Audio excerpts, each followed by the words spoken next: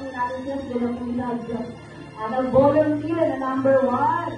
Okay, next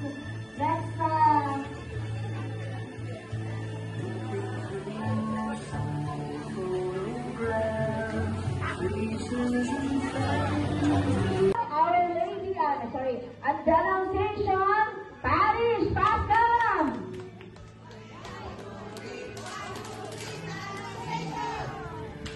Yes, the power of St. Vincent Parish.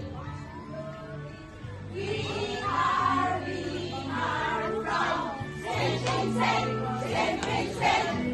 We love, St. Vincent, St. Vincent. Wow!